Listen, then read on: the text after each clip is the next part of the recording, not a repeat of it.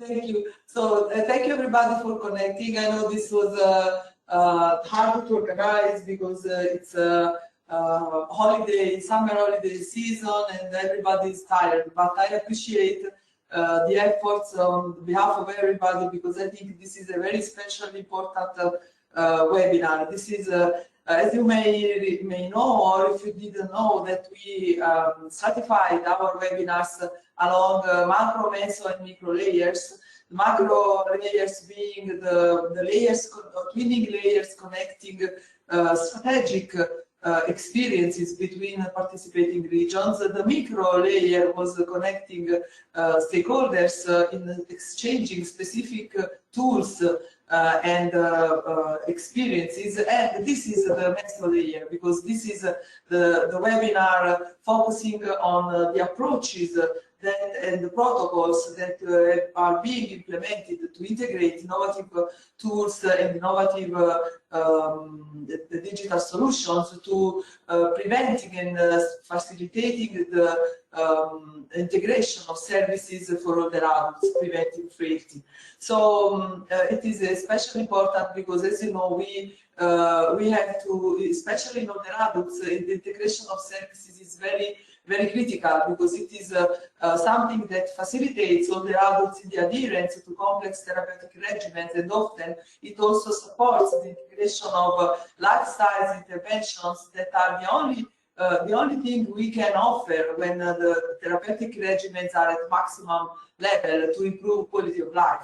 So thank you so much for connecting, and it is my pleasure to leave the floor to Lutz Kubiske, that is our VIGOUR coordinator. Please, Lutz, the floor is yours to provide an overview of the mission statements of the regions that will share their experiences today. Yes, thank you, Marilena. Thanks a lot, and welcome everybody, and especially thanks to those who are willing to take part on rather short notice. Before we go on with the agenda, I thought it might be a good idea to give a very, very brief overview what VIGOUR actually is about, especially to those who have not been able to participate in the previous webinars and are not part of the project, in order to set the scene a little bit. So what is VIGOUR about? In a nutshell, very briefly, VIGOUR is a project that has been assigned to support 15 European regions in making progress in better integrating existing care delivery processes. And just very briefly, there has been a long debate what integrated care is and what should it be, and there are different models of integrated care. All these has been discussed in literature and practitioner circles for many, many years. But the key thought we had when we all joined together and started this endeavor was that it becomes pretty clear from the practical experience made in the field of integrated care, but also from the literature, that integrated care is not an all or nothing concept. Rather, what integrated care can take very different forms. So integrated care can be, let's say, achieved by linking stakeholders, linking different units that provide care to people with certain disabilities, just by information sharing. Just the fact that one party knows what the other does may also have an impact on an better decision making on care that is actually to be delivered. So without even agreeing on common, let's say, protocols or common care pathways. Of course, common protocols and care pathways requires another level of coordination. So here much more, let's say, formal coordination needs to happen. And also, there is even a higher stage of integration, which could be called full integration here. The idea is that perhaps entire new units, funding schemes are set up, which, let's say, join not only certain, let's say, care delivery processes, but also funding, administrative things, and so forth. So let's say, making a long story short, so the idea of VIGOUR was not to transfer a certain model of integrated care from one place to another. The basic idea was rather, let's say, to take every VIGOUR region where it currently stands at the beginning of the project and support it in a systematic way, the region to take the next step on its very specific journey towards better integrated care. Next slide, please.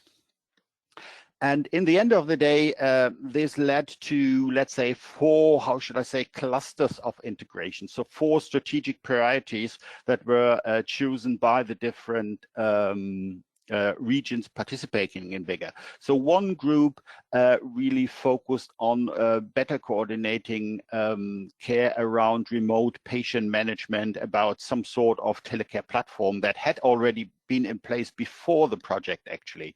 So there was another group of regions putting the focus more on linking the healthcare side with the social care side in different forms, depending on the local context. There was also a group that focused more on the coordination of multidisciplinary care teams. Partly these care teams were already in existence before VIGOUR.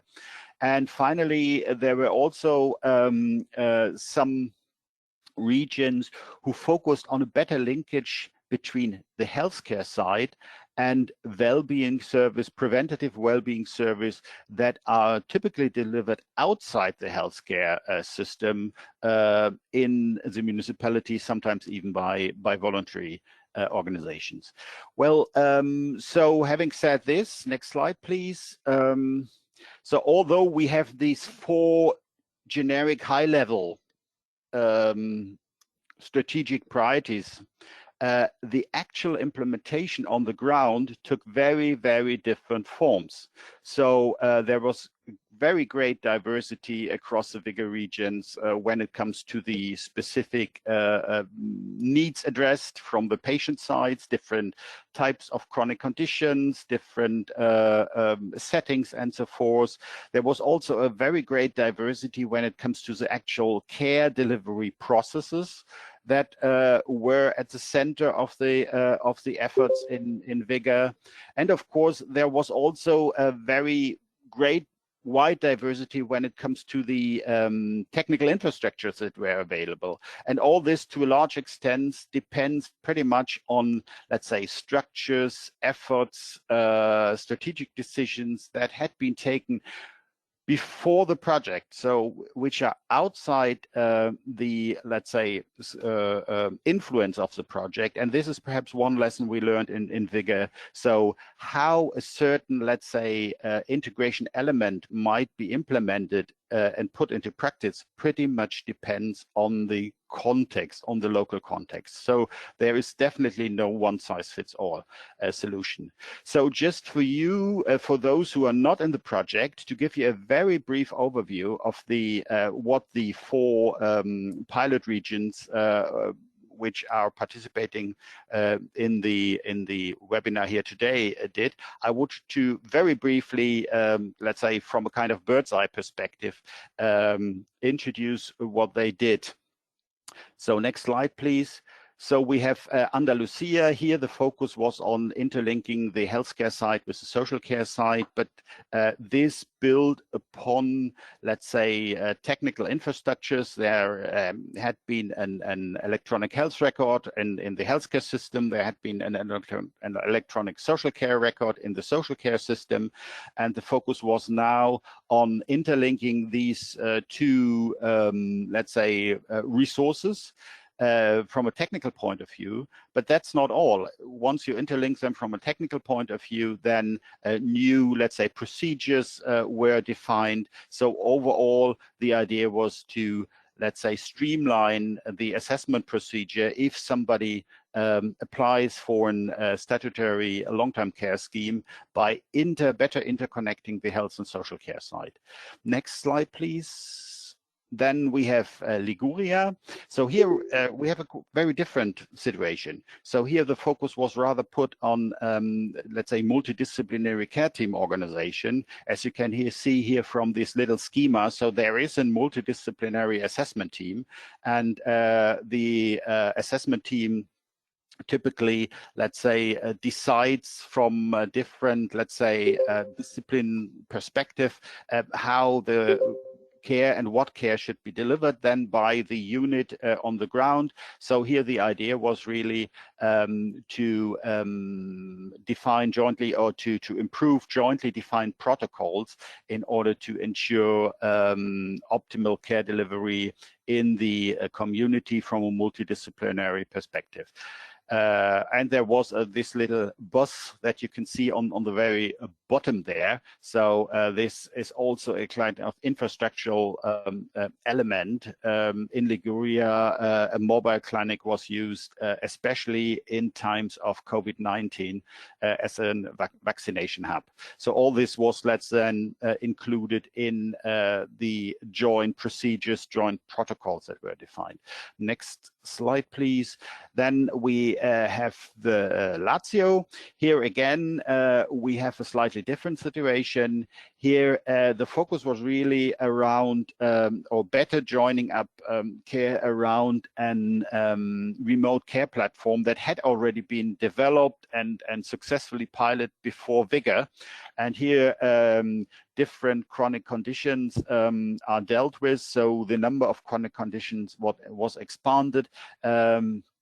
And also one element concerns information, let's say, exchange or information provision from specialist doctor to the social care social care side. So next slide, or are we through?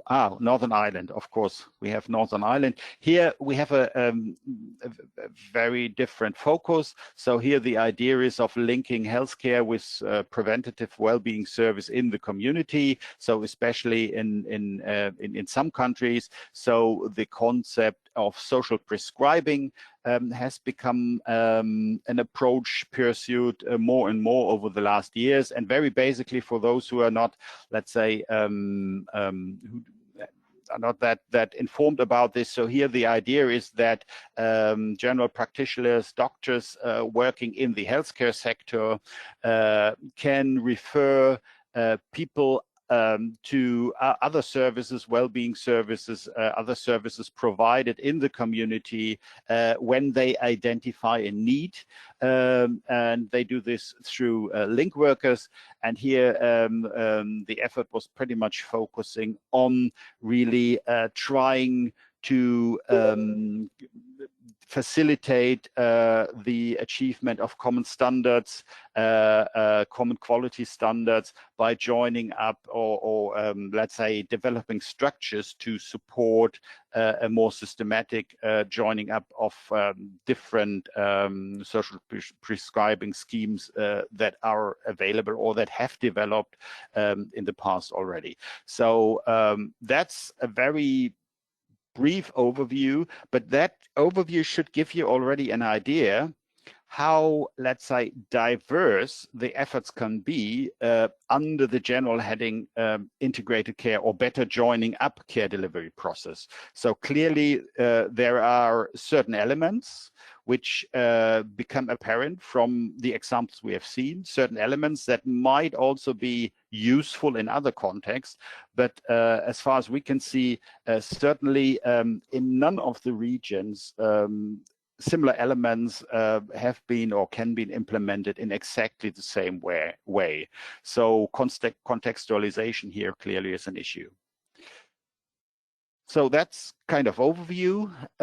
Then what I would like to invite is our first pilot regions to briefly present what you have done, and we go on with Liguria, right?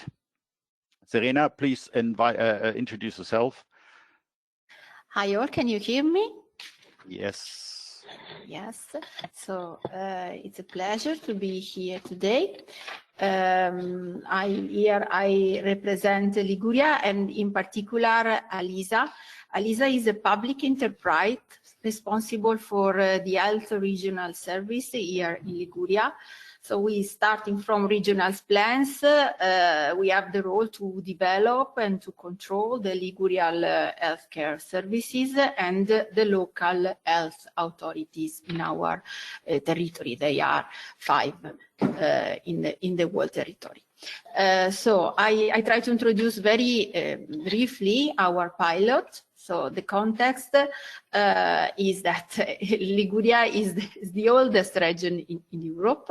So in Liguria we have over 65 are about 28% of population. So this fact makes Liguria an extraordinary test bed for innovation in policies concerning the aging population. And this fact points out also the need to switch to a proactive social care model from hospitals to community-based integrated services. In this context, we unfortunately have some gaps. So we have an insufficient nurse to patients ratio compared to international staffing recommendation. We have a limited use of telemedicine and technology, and we have a big need for specialized professionals, in particular family and community nursing. That this figure, we are investing a lot on this in different European projects. Liguria pilot has been carried out by one out of the 5 local health authorities in the region during the COVID-19 pandemic emergency. Next slides, please. What are the aims and the actors of the pilot? So we have created what we called USATs, that are special home care and home palliative care units that during the pandemic emergency had the aim of limiting the spread of COVID-19 infection, assuring integrated home care and home palliative care services during the emergency. So the pilot involved 2 USATs made of 2 kinds of professionals. So each USAT consists of 2 nurses, a family and community nurse, and a home care nurse. They have been trained to manage COVID-19 patients based on an intervention protocol that has been developed for the project. And maybe we can go back. Thank you very much. We have 4 main target users. So patients already in charge of the home care and home palliative care network that were affected by COVID-19, symptomatic or post-symptomatic patients affected by COVID-19 managed at home, patients discharged from the hospital after COVID-19 infections, and patients with COVID-19 symptoms but not yet diagnosed. So we can classify 2 main types of interventions: the complex one that required the taking in charge of the patients and the drafting of an individual care plan, and the simple ones that provide the specific activities and intervention. Next slide, please. That is the timeline of the project of our pilot. That was very long, 1.5 years. So we started creating the USATs and training the staff according to the protocol in August 2020. Then in September 2020, we started the pilot service provision. Then in March 2021, based on the evolution of the pandemic emergency and the related users' need, we have changed a bit the service, integrating it with a service of vaccination. So we got vaccines, and we provided vaccination to over 65 and frail people at home. From June 2021, the service was further increased because we have been endowed with the moving clinic, so that we could act as a vaccination hub in rural areas, also promoting health education. The moving clinic is the one, actually is the one in the picture. Next slide, please. Here we have very few data from the evaluation of the pilot.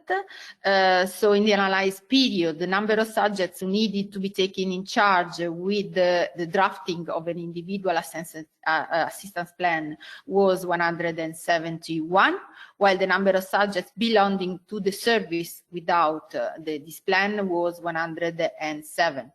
In the same reference period, the number of performances provided by the users to people assisted within the frame of an individual assistance plan was 853, while the ones for people assisted without a personalized plan was 458.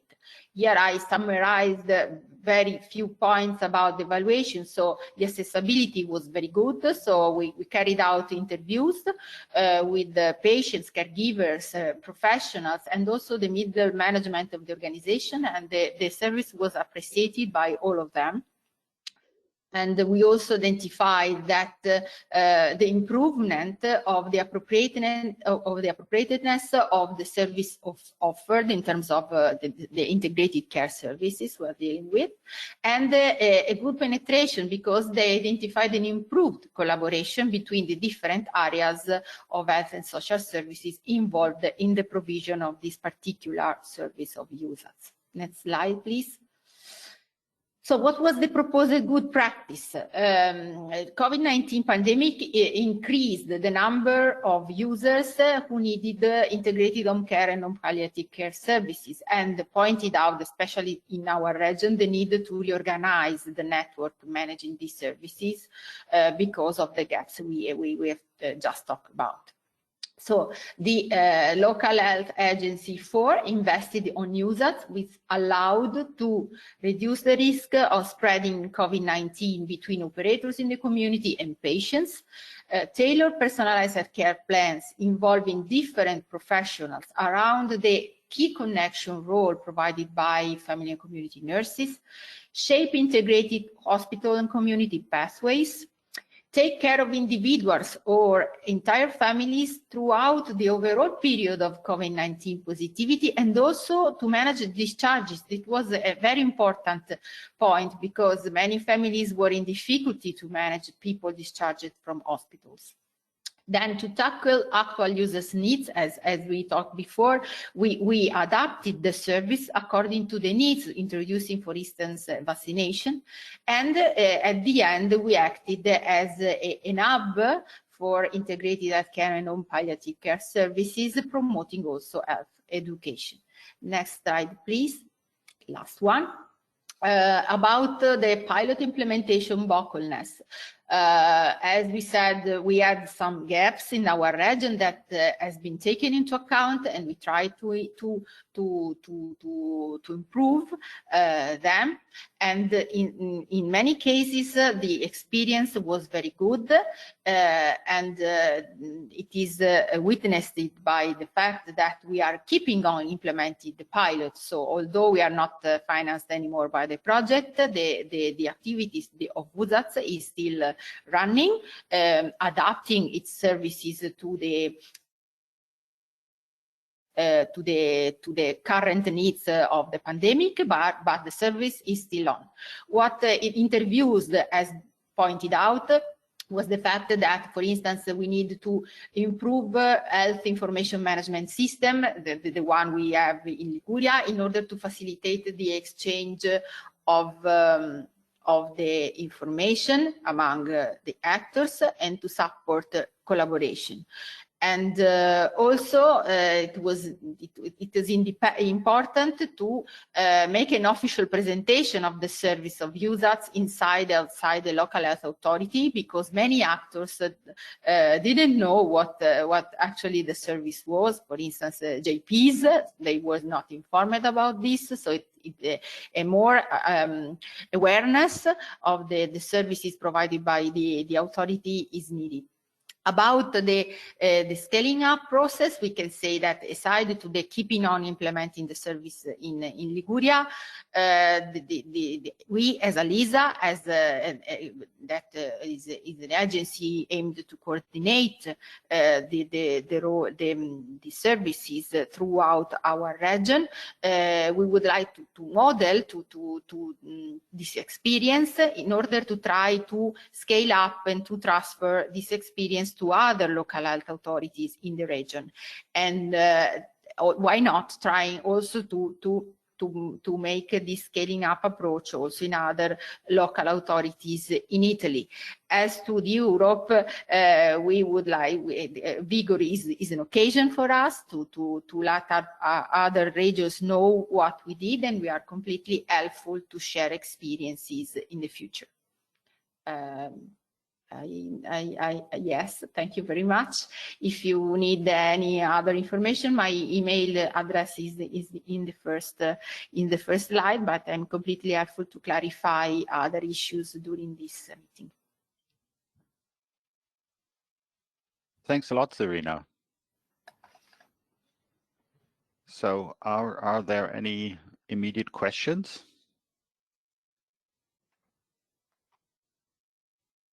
From the audience?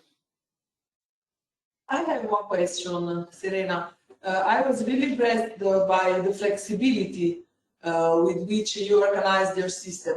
I think your experience demonstrated that integrated care is effective when it is flexible, because you immediately improved the service following the pandemic peak, including other kinds of services, and this was also important, I believe, to support the long-term sustainability, because when professionals and citizens are so happy about the service, then the policymakers find a way to support the service. So from the organizational point of view, how difficult it was on your side to move from one type of service provision to another? So did you have to train the professionals, integrate new figures? How did you manage the organization of this flexibility? Because I think this is a very important aspect.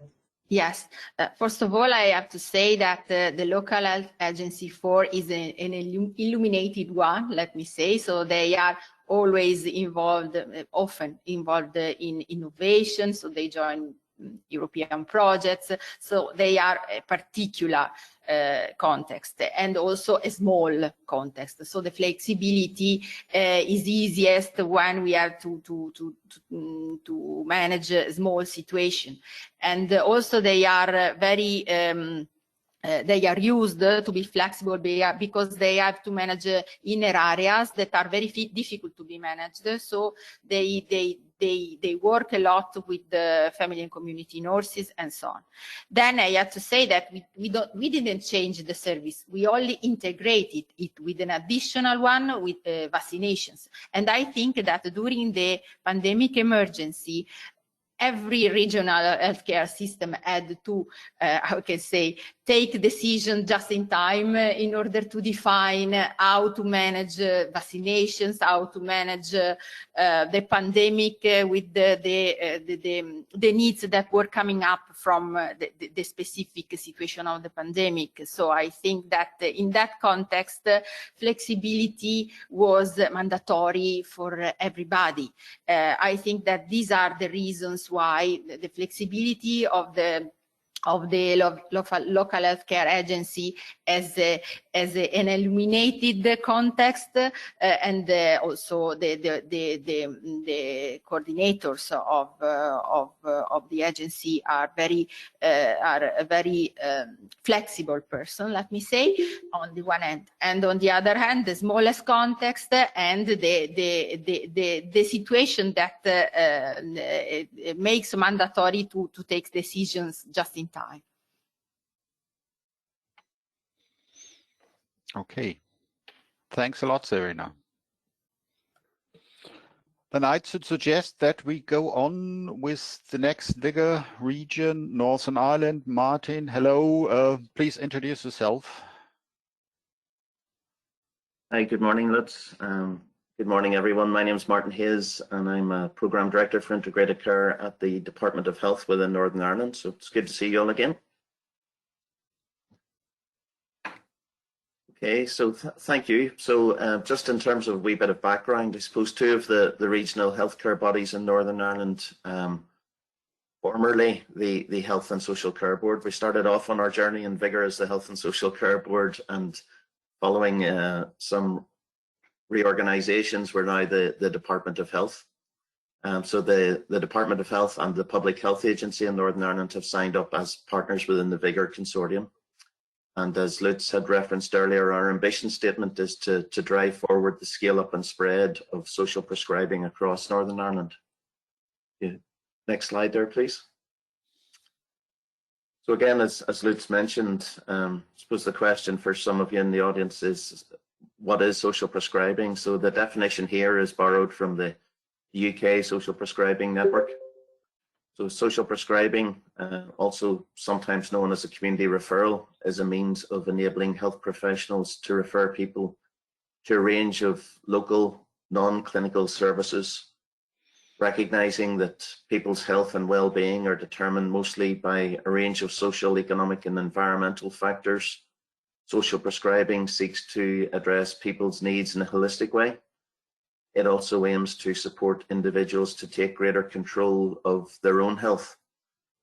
So schemes delivering social prescribing can involve a range of activities that are typically provided by our voluntary and community sector organisations.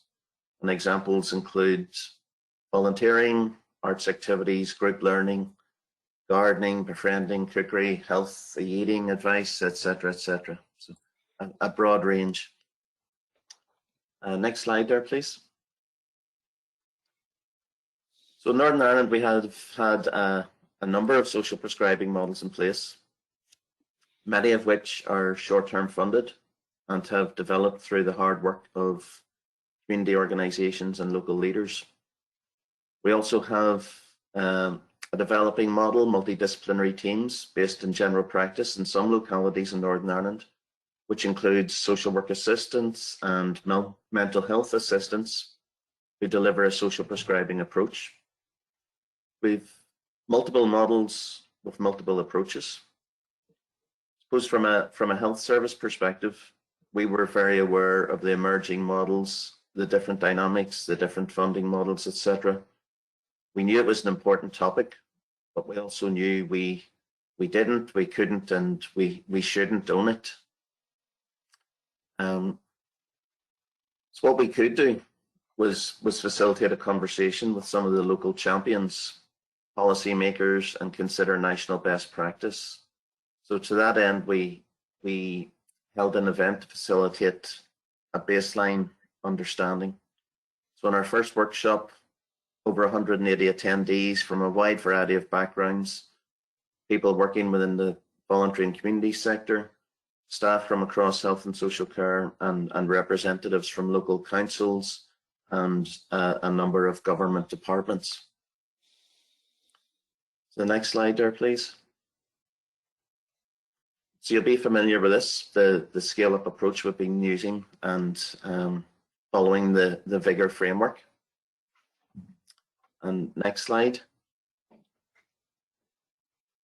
So in terms of that baseline assessment that I described as part of the first point there in the VIGOUR framework, our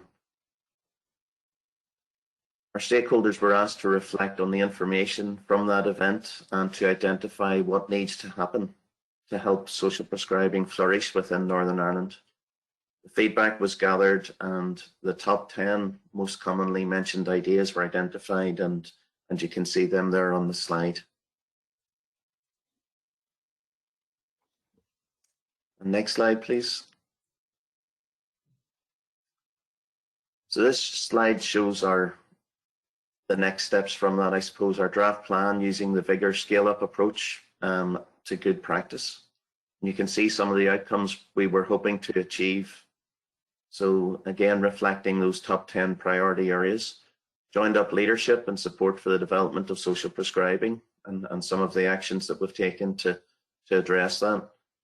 That regional framework for social prescribing within Northern Ireland, which again would highlight some of the 10 key factors, setting out the key principles, adopting a common language, looking to develop a minimum outcomes framework, and looking at opportunities for funding, etc. And then collaboratively agreeing an action plan for the implementation of social prescribing within Northern Ireland that would deliver those. Next slide, please. So just in terms of some of those key achievements then, and our timeline over the past 4 years from the start of that VIGOUR programme. I suppose just to pick out a couple, with our Project ECHO social prescribing learning network very successfully established, and it's now entering its 4th year, and had previously presented on Project ECHO and the outcomes from it at one of our earlier VIGOUR learning seminars. We've successfully established our Regional Social Prescribing Development Board, and it's in place now to provide regional and strategic leadership. Most recently there, in terms of looking at 2022,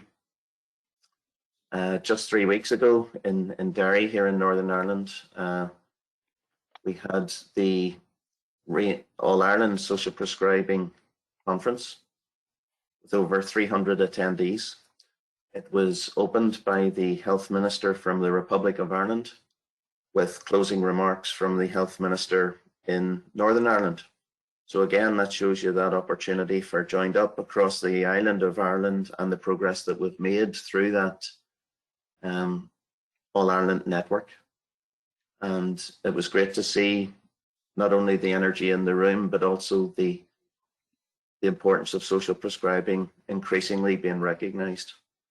And again, as of today and ongoing, there's ongoing cross-government discussions around sustainable funding for the social prescribing model within Northern Ireland. Next slide there, please.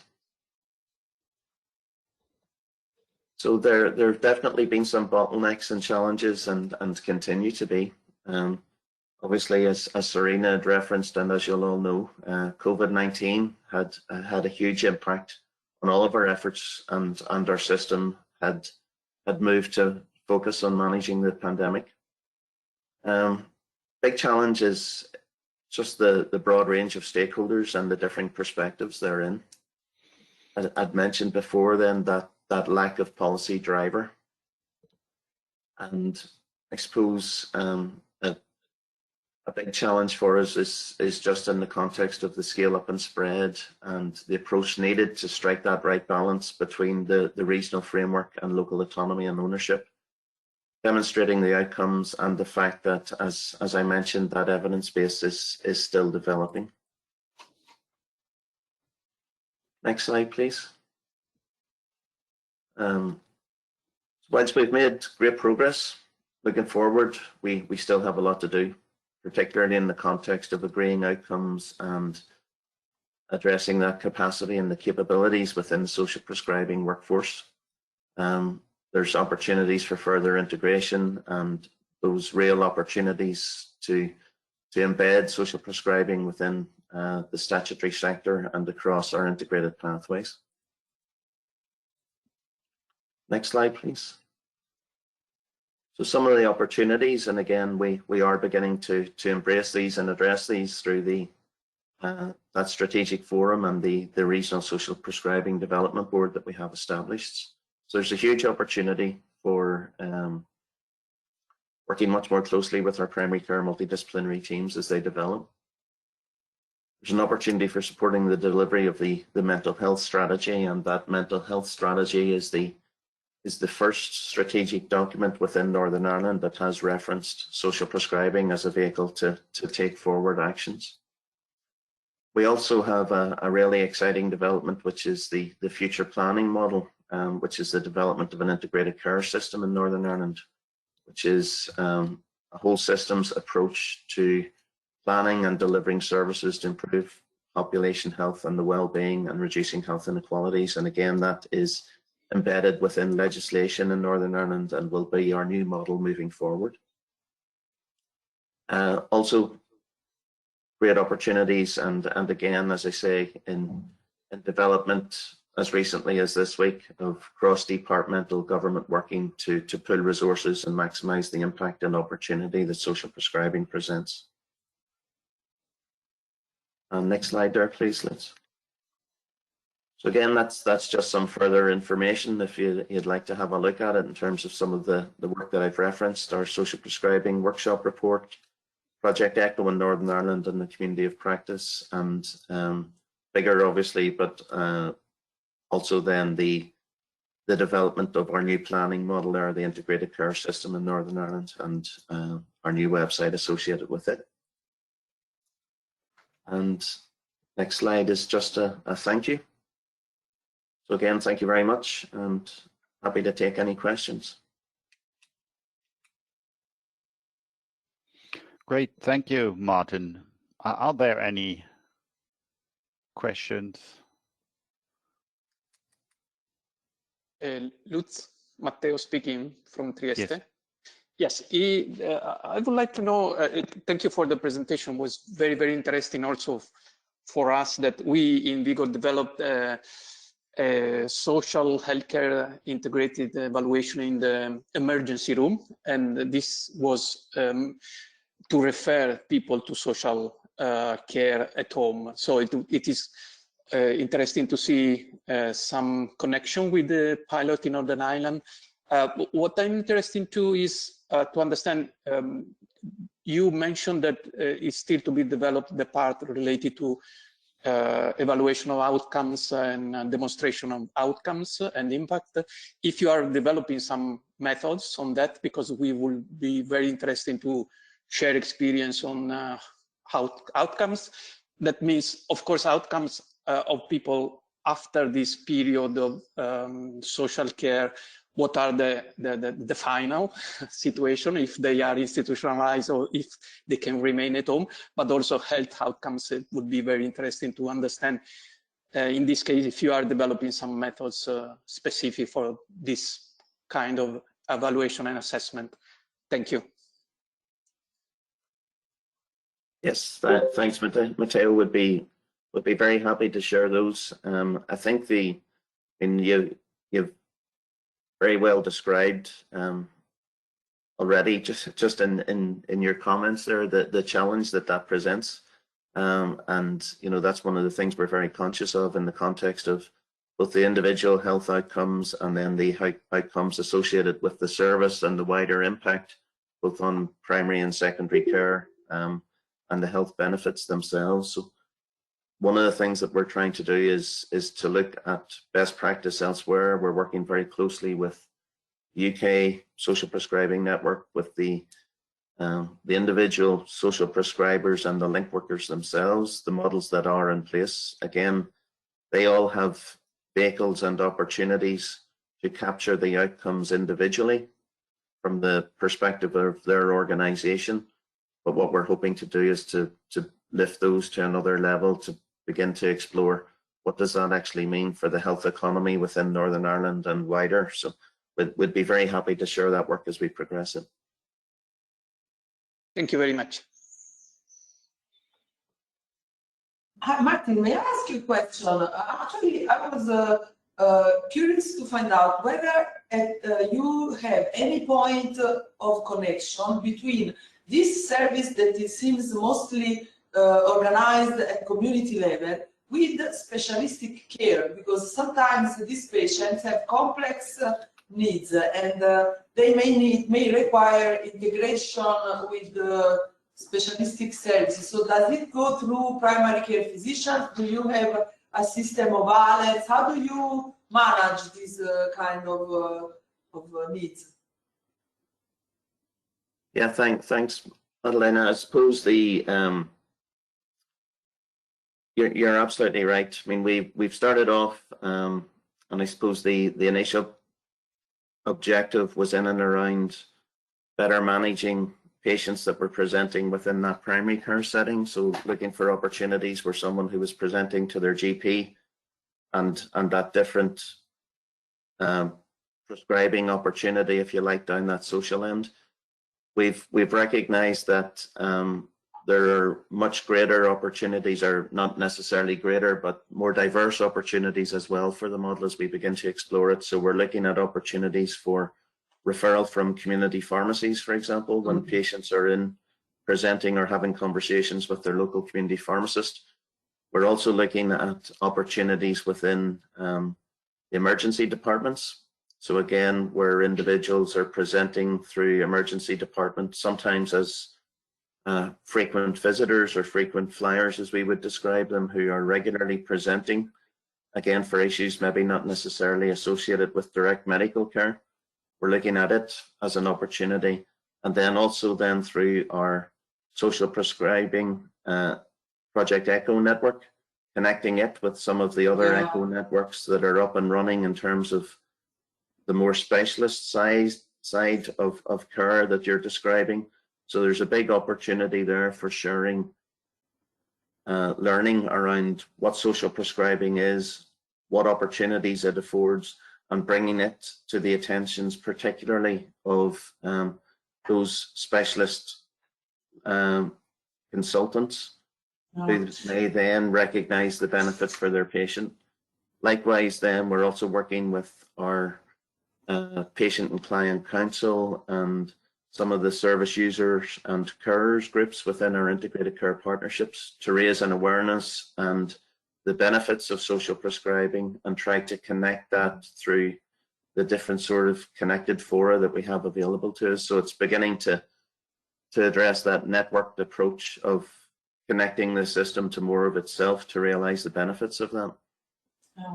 So if we should suggest a first group of socially prescribed services, which one would you recommend to start from?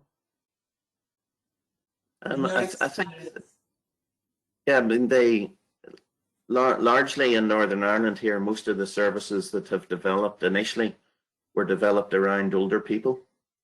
So again, where some of the older individuals were presenting to their GP, and that was largely around maybe opportunities for fitness classes or strength and balance training, where individuals were at risk of fall, or to try and arrest that progression down the frailty route.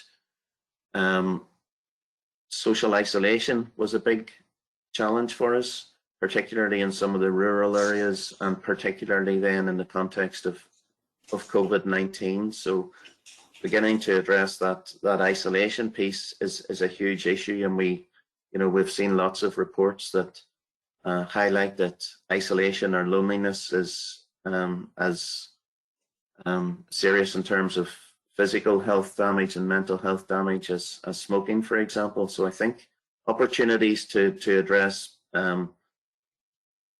older people's care and loneliness and isolation, I think, are the biggest opportunities there.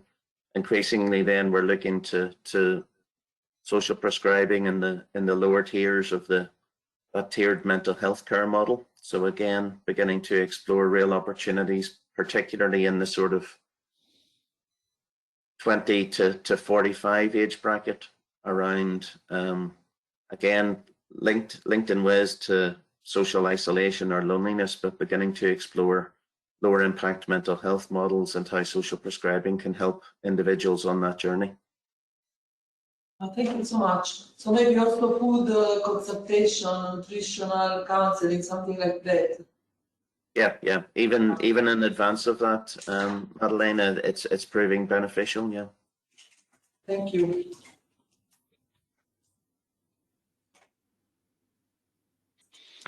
Thanks a lot.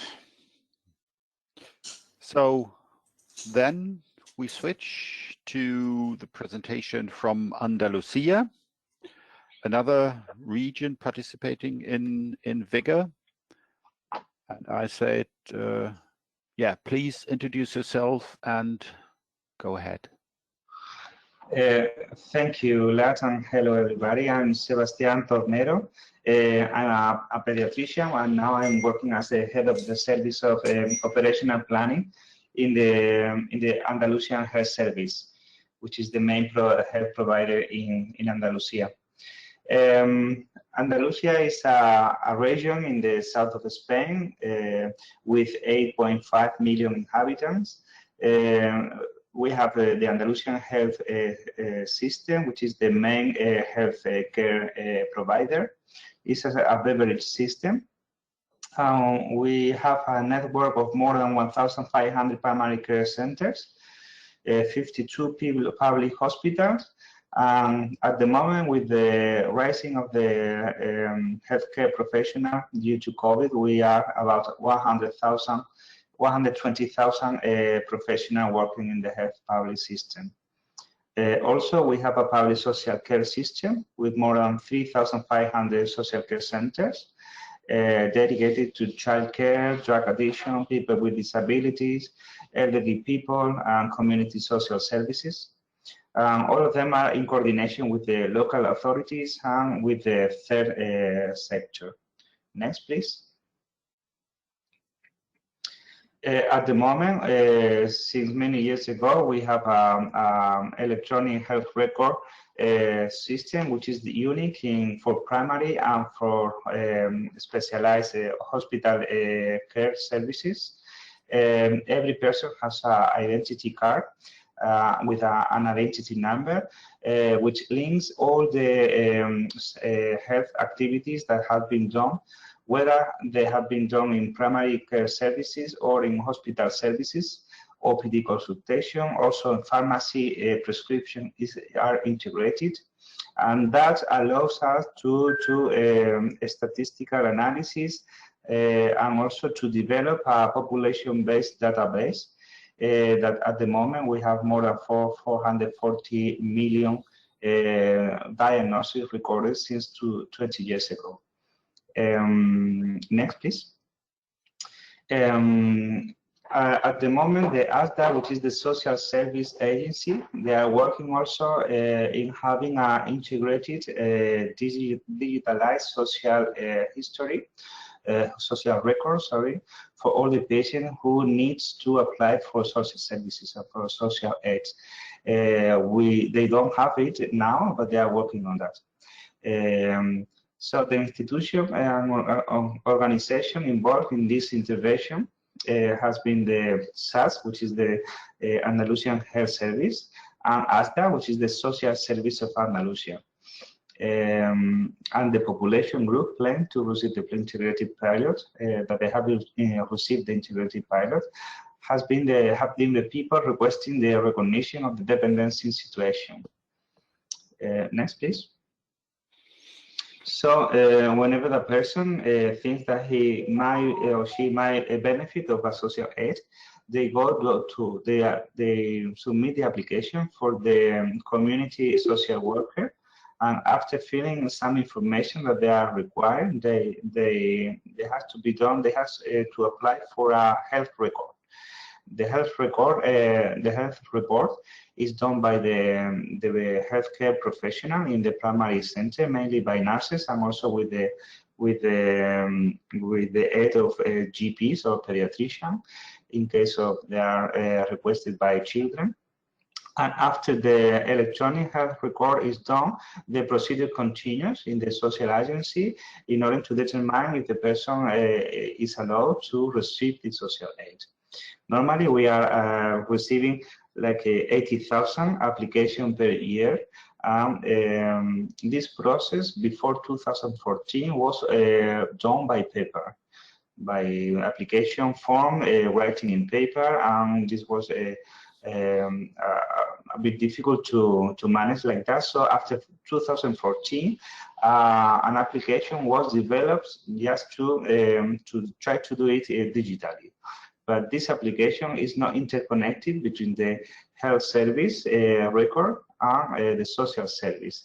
And the pilot, what has been trying to do is just to design an application in order to register the electronic report in the same application. It can be registered in the electronic record of the patient, because before it was not possible. And after that, it can be downloaded directly by the social agency. Next, please. So this was the some point to be improved with this pilot, the specific pilot platform that I have been explaining since 2014 is not connected to DIRAYA, which is the electronic health record. They have to be done a manual follow-up for the healthcare sector. Now with this application, this is automatically, and every person, every staff will receive a message in the full box, in the mailbox of the corporation, and like that you can know that you have a report pending to do. Next, please. So the pilot intervention was developed in Andalusia in 2 provinces, which are marked in black circles. One on the left is Huelva, and the other on the right is Jaén. They have been included primary care centers, in urban areas and also in rural areas. The objective was to develop 4 health reports in order to test the application that it was designed.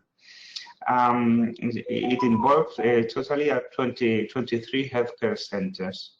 We did the training of the participant professional, mainly nurses. We activate the electronic health record system in pre-production in order to carry out the piloting. We did finally the professional evaluation questionnaire. Next, please. So these are the results of the pilot. We did finally 417 health reports. 32% were done in the province of Jaén, 68% in Huelva. The professional involved were 39 nurses, 59% were female, and the average age was 52.7 years old. We did the questionnaire with these nurses implicated in the pilot, and the user satisfaction, the perceived ease of use, and the perceived usefulness was more than 4 points over 5. So the results were quite good. Some additional comment that they gave us was that the application tool was more agile, intuitive, and faster to complete. Integration in DIRAYA, stored in DIRAYA, and it was easy to retrieve if it was needed, and complete information in the new format. Next, please. So just to finalize, it was an opportunity to coordinate health and social services for dependent people. It was very important to have an option in order to connect health and social care IT system and to provide them some kind of interoperability. We know that it was a small step in compared of what we want to do in the future, in the near future, with these 2 IT systems. But it was something that the result was very satisfying for both regional agencies. It was a high professional satisfaction about the new health report. Yes, and to finalize, it was the regulation as Committee on Health and Social Care Coordination was developed and was tested thanks to this project, so it was very satisfying for both parts. So that's it. Thank you very much. Thanks a lot. Are there any immediate questions?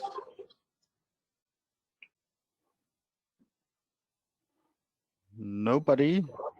Just a question about, you mentioned derived from COVID-19 crisis, more coordination, particularly in nursing homes. What are you referring to in this case related to the implementation of the new record? Because this is really important. Yes, because of the COVID situation, it was most difficult to sometimes to identify, to localize some of the patients that in one moment they applied for the recognition of the dependency. The process was a little bit delayed because of all the consequences of the pandemic. So sometimes it was needed more coordination between nurses of different primary health services, healthcare services, in order to identify, to localize the patient where it is. It was a old man or woman that was living in one house, and then because of the COVID situation, they were translated to another house or another home with another relative, but we didn't have the address to localize them. We were meaning that's the situation of the delay or the lack of coordination sometimes because of the COVID crisis. So now, did you manage to implement a new part of the, or new information part of the new service, the integrated care record, referring to these gaps, so that it is now helping you to better follow through? Or yes, the main conclusion was that the database, the general database of our users, that we have like 8 million people in the database, we should be more agile to modify, to update this database, and also we need to we identify a need to have a more clearly identify and updated the details of the caregivers, of the relative female or the first person to call in case that you cannot contact one person. This was the main point that they have been made because of that. Thank you. Yeah, you're welcome. Okay, thank you, Sebastian. Yeah.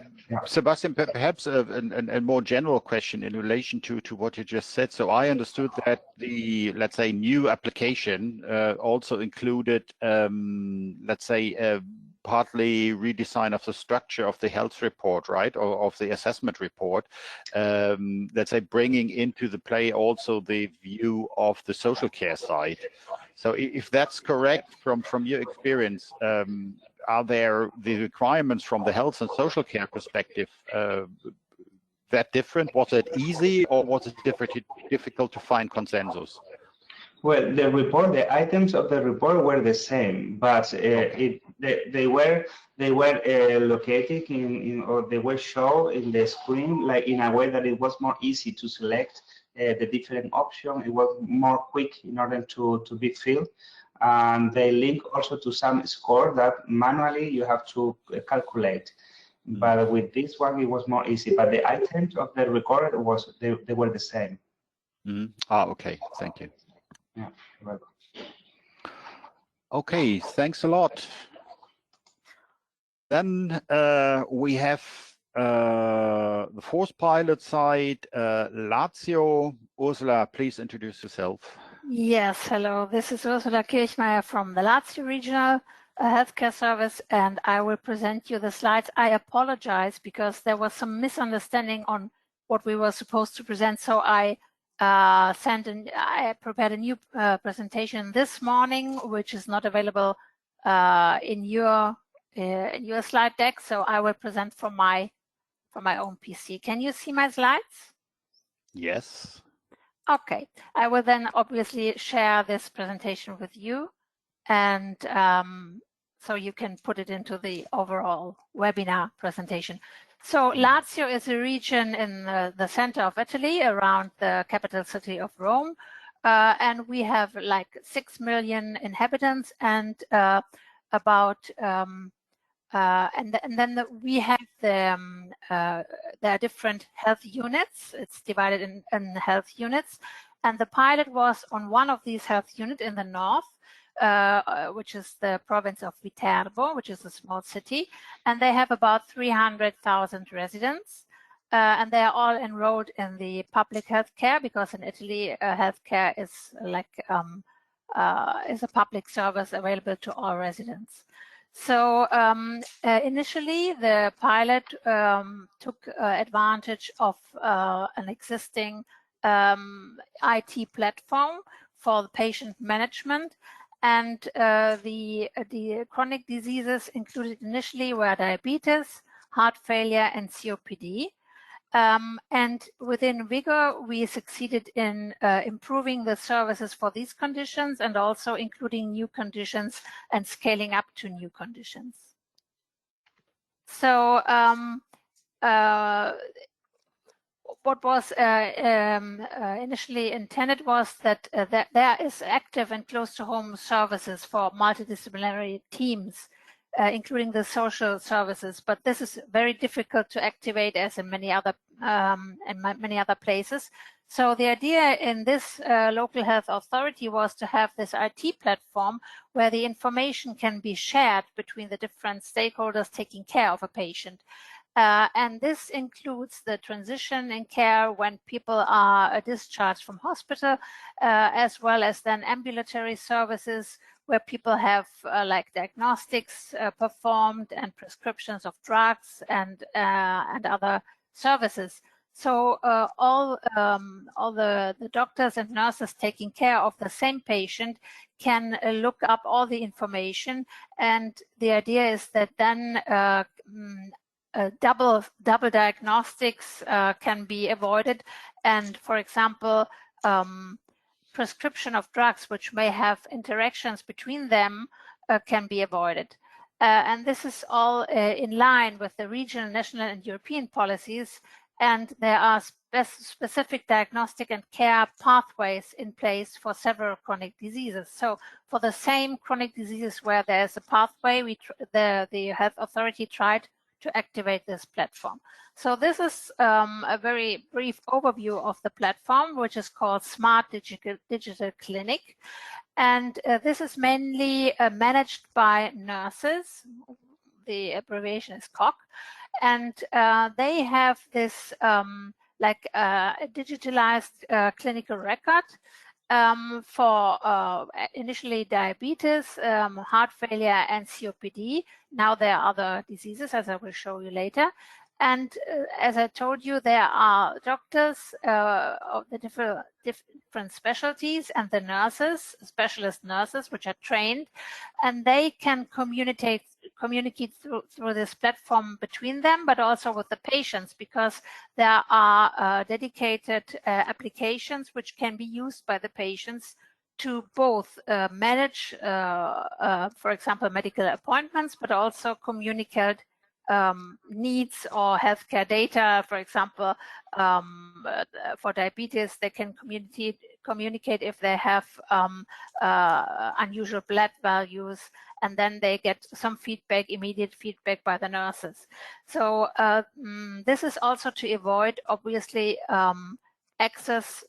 inappropriate access to emergency rooms, because in Italy, one main problem in management of chronic disease is that the general practitioner is not always available, and when patients have a problem, they immediately access the emergency room, and then obviously this is a very big problem in managing emergency care.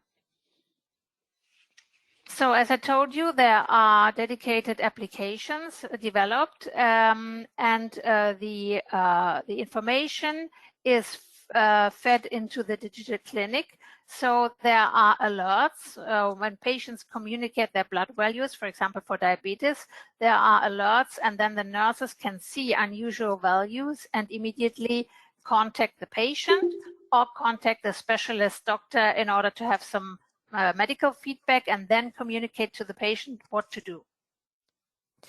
The stakeholders involved are a long list. Obviously, all the people managing the healthcare unit and the specialists, and then the trained nurses, IT providers and specialists, and also people with the training in communication and education for the patients to learn how to use the applications. And also the representatives of the patient associations are involved in the development. And then from our department, we tried in the VIGOUR phase to give some support from our side. So the impact of the VIGOUR project was like what we tried to reach was to increase the outreach of the platform to more patients, and to include new chronic conditions, to integrate general practitioner data, to reduce then the access to emergency rooms, and to reduce unnecessary hospital admissions. So we developed some indicators, but unfortunately, as you will see then in the bottlenecks, not all of the intended indicators could be developed. So we could measure the number of dedicated staff, the trained nurses. We could measure the number of patients included for each condition, the different conditions, the number of specialists included, but we could not measure the number of emergency room visits which were avoided or hospital admissions avoided. This is just to show you, which is one of the pictures we included in the evaluation report, where you can see these are the new chronic conditions which were included: anticoagulation therapy, geriatrics, neurology, rheumatology, and pain therapy. And as you can see here, there are some specialties which were really rising up, and others which are not even present, like geriatrics, because actually during the VIGOUR project, geriatrics and neurologists did not really get involved. Here you can see, which is another example of one of the indicators, the number of communications through the app which were issued by patients and specialists, and there are some ups and downs, and it depends on the month of the year. There are fluctuations, and obviously there are differences between the different areas. And you can see that the patients are the lines, and the dotted lines are the doctors. So you can see that this is always going in parallel. So which were the main bottlenecks? Well, there was the COVID pandemic, which led to a big shift of human resources, which were initially involved in VIGOUR and then had to focus on the pandemic. And the priorities within the healthcare unit obviously changed to ensure the care for the COVID patients. And then another big bottleneck in the organization is that all the bureaucratic processes are not yet included in the IT platform, which makes it quite difficult because you have some issues in the platform and then the bureaucratic part, which is still on paperwork. Then from the medical viewpoint, not all the specialists were getting engaged, as I showed you, like geriatrics and neurologists had some problems in entering the system. And then the biggest lack was that we could not reach the aim of including the GPs in the platform. Their software is still not compatible with the platform, and they demanded some economic support also, and this was not available. And also another bottleneck in the platform is that the diagnostic imaging is not yet included. So you can see the prescriptions, you can see the diagnostics, but you cannot see the images, for example, of X-rays. And then another very big bottleneck was, and this was, as some of you already know, the reason why we could not really contribute to the twinning, that initially we had the intention to perform risk stratification of the population through the use of our administrative healthcare data, which we routinely use in our department. But as a consequence of the new privacy regulations, we had a suspension of our service by the court. So we are not allowed now to use these data for risk stratification, and not even to link it to perform the evaluation through the indicators using both the patient data in the platform and the routinely collected healthcare administrative data. So this was a pity, but this is something we could not do anything about. So if you want to know more about this, you can contact me, and here are my contact details. Thank you. Thanks a lot, Ursula. So I don't know how to. Any questions? I think. Okay. You're back. Okay. Any questions?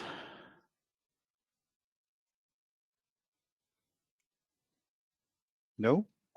Just one, Lutz. Yeah. It was really interesting to me, the focus on chronic diseases. So I was wondering, Ursula, if you had foreseen a special record for multimorbidity. If you have someone who's affected by diabetes, COPD, and heart failure. How do colleagues choose the record to use?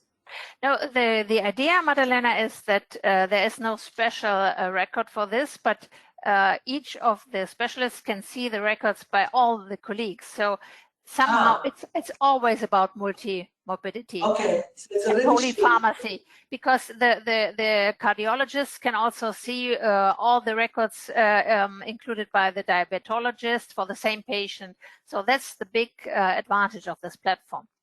Great. So you have one record that is used for all these three kinds of patients, not like you designed a specific one for cardiology. Exactly. No. It's just there's one patient record in the platform, and if the same patient goes to see the diabetologist or the geriatrician or whatever, all the information on the same patient comes together in the platform and can be seen by all the specialists connected. This is really a big advance, because often clinicians have preferences on how the data should look like, which are the most important data, blah, blah, and this doesn't help. So it's really important. Thank you.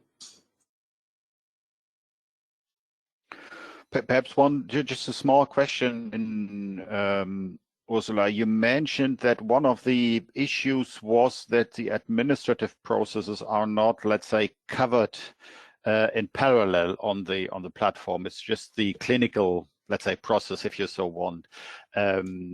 Would you think that it is in principle possible to, let's say, bring such administrative processes on the platform as well, or is this, let's say, too big an effort, because you would need to change the entire, let's say, administrative electronic infrastructure? Well, I think, yeah, it would be very complex because the administrative part is like not governed only by the local health authority, but by the region.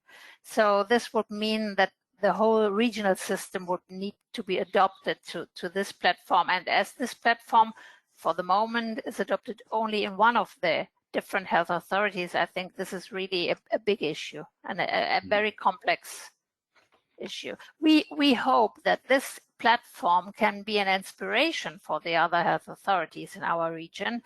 And we know that there are other efforts in place. The problem then is that each effort is different from the other one, so there's not one regional platform at the moment. Okay.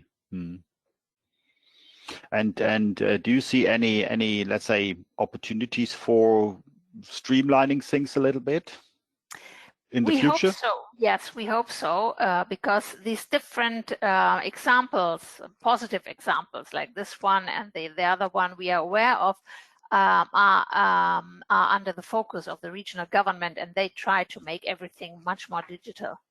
So we hope. Okay. Thank you very much. Any other questions? No?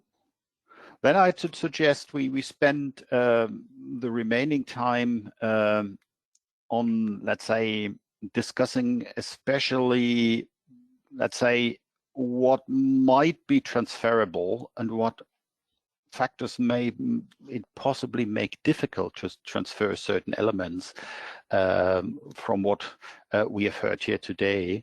I'm very, very happy to welcome three, let's say, experts, three specialists here today who are prepared to discuss with us around this topic. First of all, I would welcome very much Dr. Alenka Rozja-Brava. Sorry if I'm not able to pronounce your name correctly. Okay.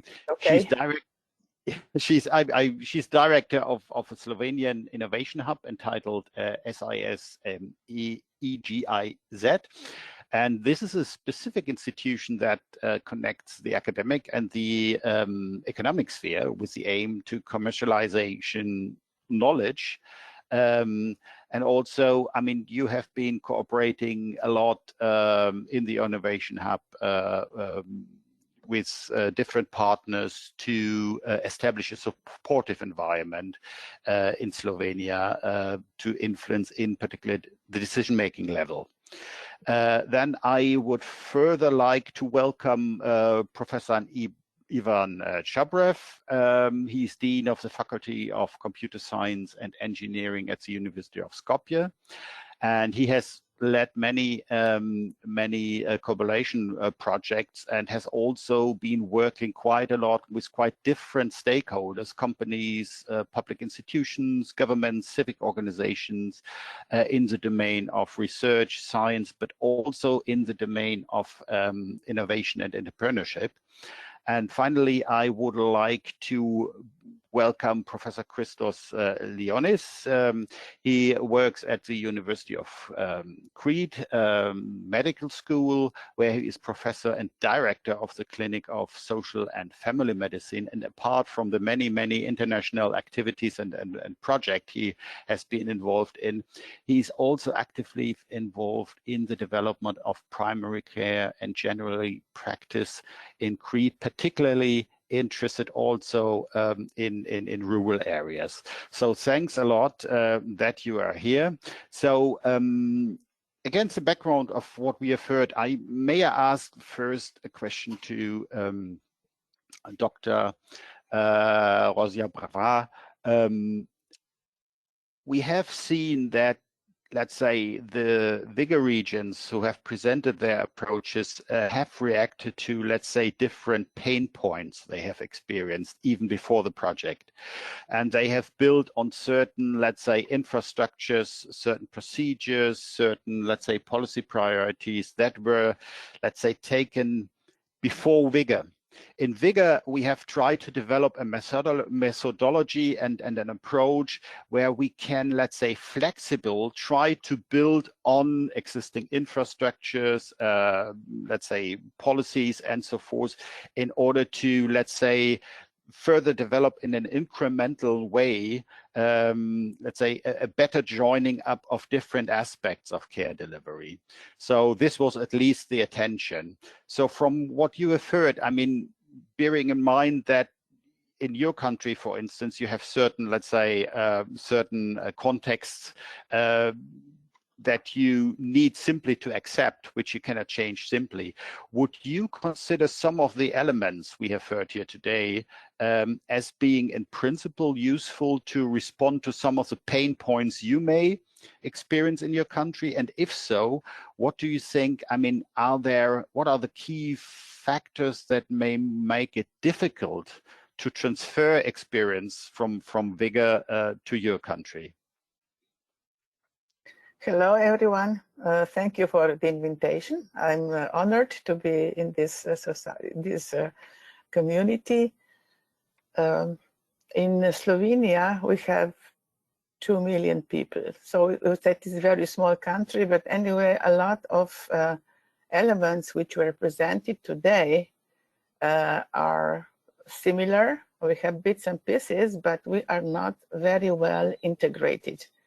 This is only one of the aims of our Slovenian Innovation Hub, to connect between themselves, the stakeholders who work on similar occasions, on similar cases.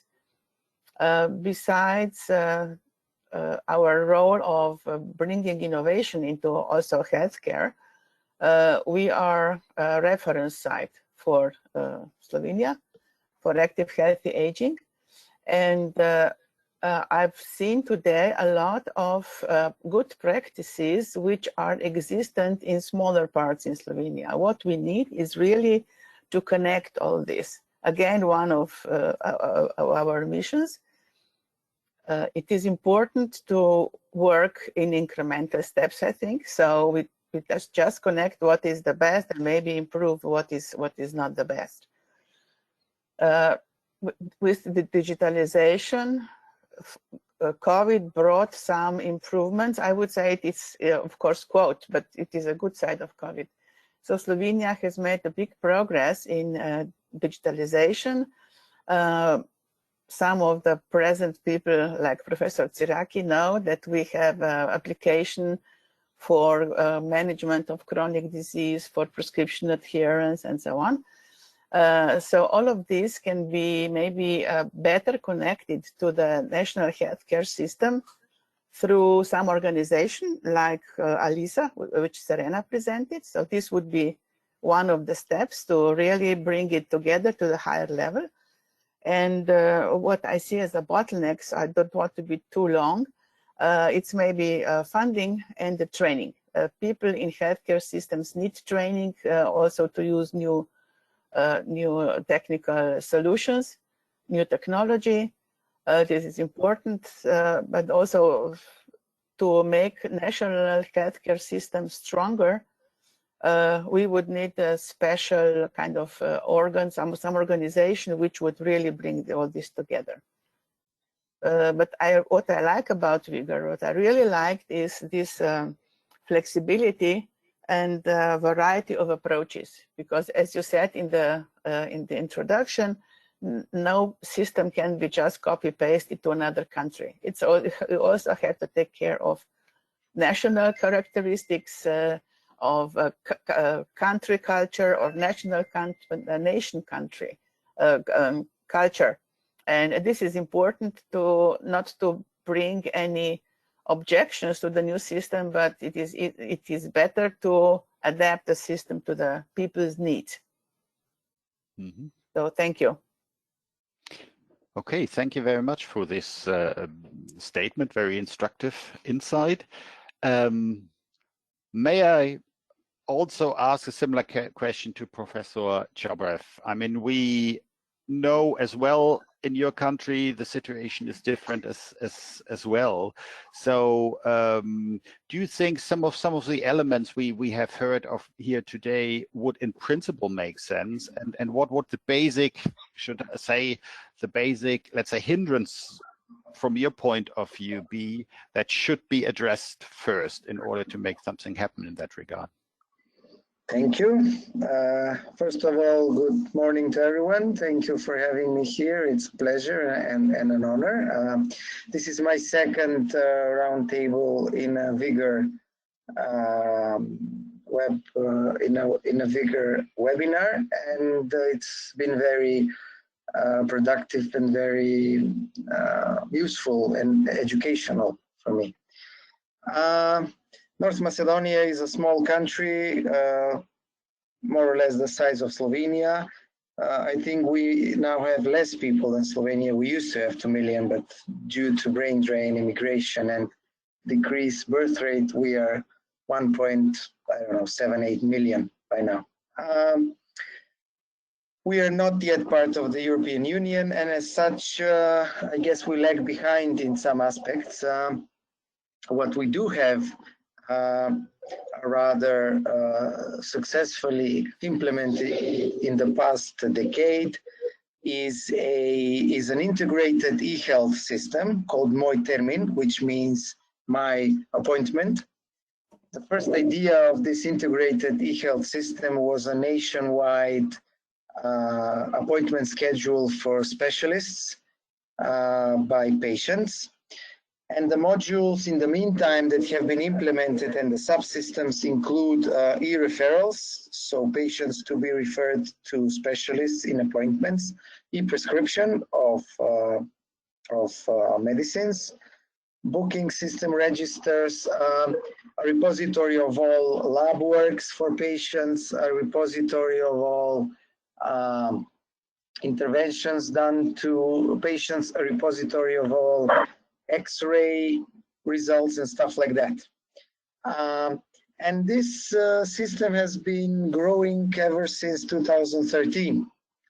And it has been more or less successful. Of course, there was lots of pushback by different members of the system to not implement it. The doctors were overwhelmed with appointments. On one hand, on the other hand, the doctor's appointments seemed too large for the patients. They expected more appointments and so on and so forth. But anyhow, it's been in use for 8-9 years now.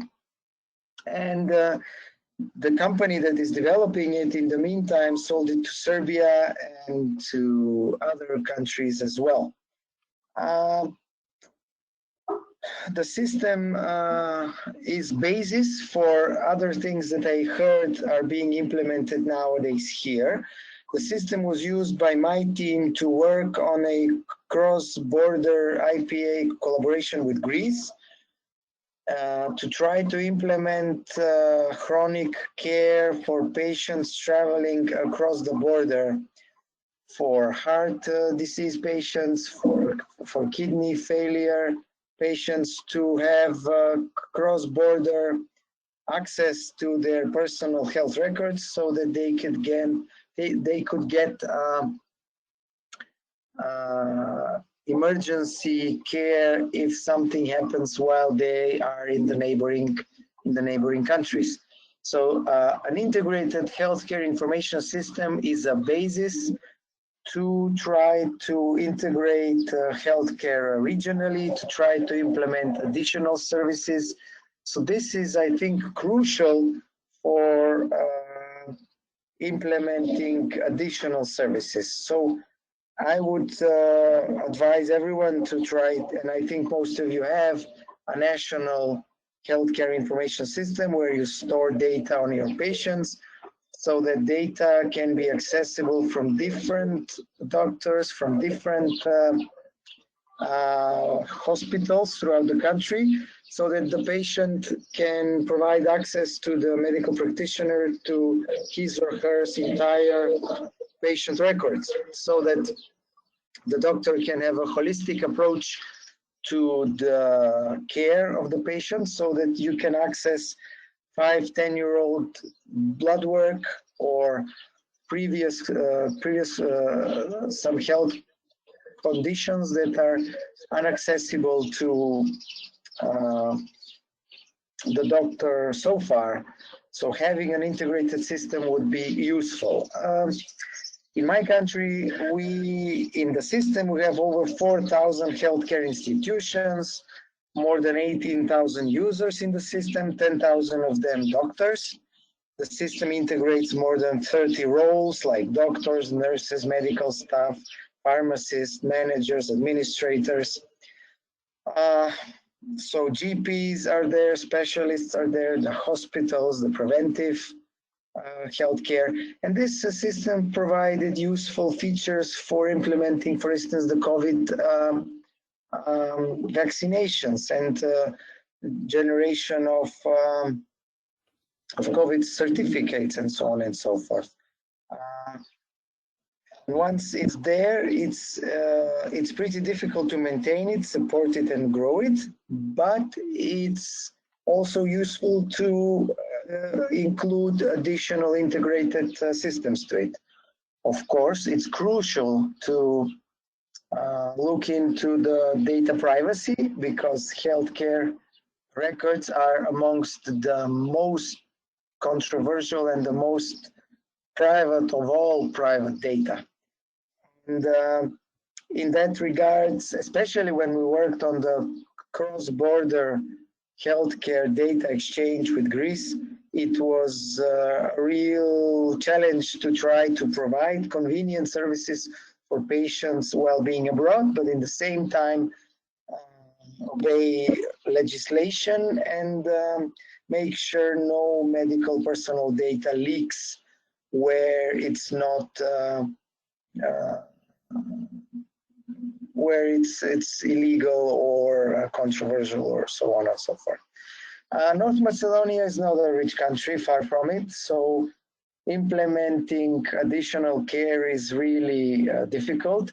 I participate now in a project called NOMAD, where we develop training materials for dementia, for physicians, but also for care providers, and even for home care providers, because dementia is a growing problem with aging population. And you need training for caregivers and physicians for different kinds of dementia. And we're doing it with partners from Germany. So North Macedonia being a small country, it's always in partnership with other countries, with partnership from European projects and funding. that we develop training materials and infrastructures for providing care. Before doing this with dementia, I had the pleasure to work with UNICEF on upgrading the pediatric curriculum in our university for the pediatric specialization for medical students. So it's very often with collaboration. In the UNICEF project, we worked with Imperial College in London. And now with the dementia, we are working with university, with doctors in Hamburg, I think. Previously, we worked with Thessaloniki-based hospitals for physiology.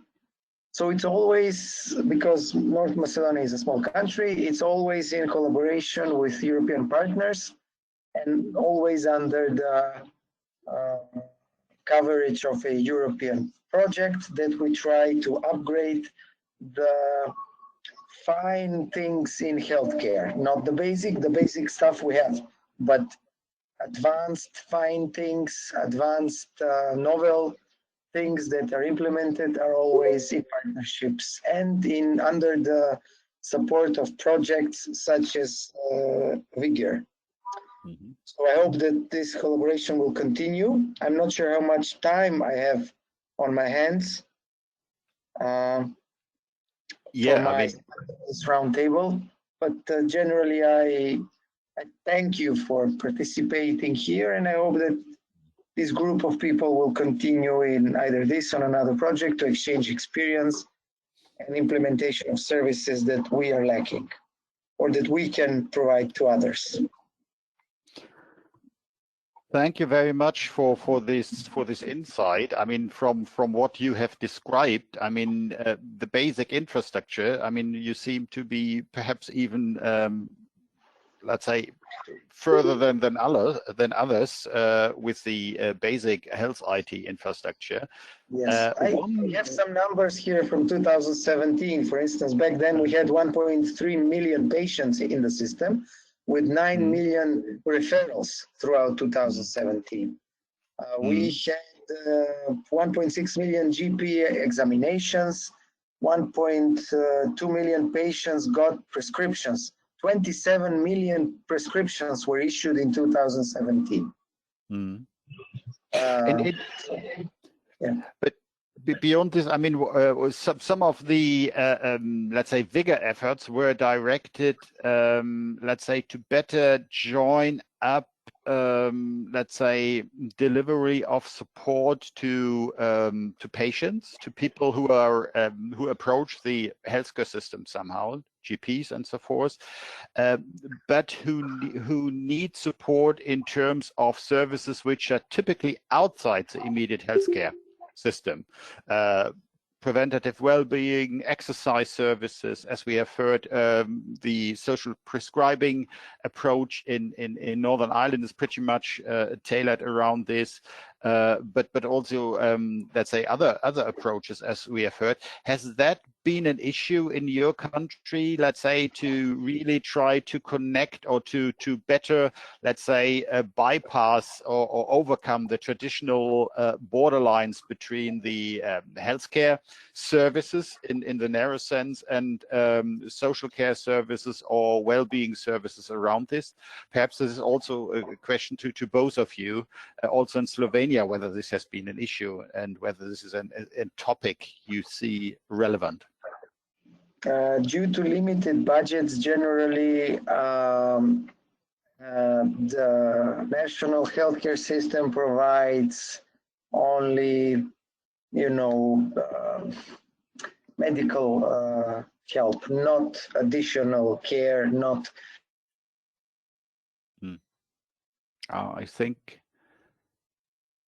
So I spoke on our last webinar here. I don't know which part group here is identical to the previous one. A couple of weeks ago, my mother broke her pubic bone and her elbow back in February. So she got her casts and everything. But other than that, the home support that was needed was provided by the Red Cross, and we had to pay for this lady from the Red Cross to come and help with the first month after the broken bones, when she needed help with showering and some cooking and moving around home. Well, before she stood up during the first month, when she was when she had to use a wheelchair, we had to pay for home care, and it was provided by the Red Cross and not by the national healthcare system. So due to limited budgets, the healthcare system provides x-rays and diagnosis and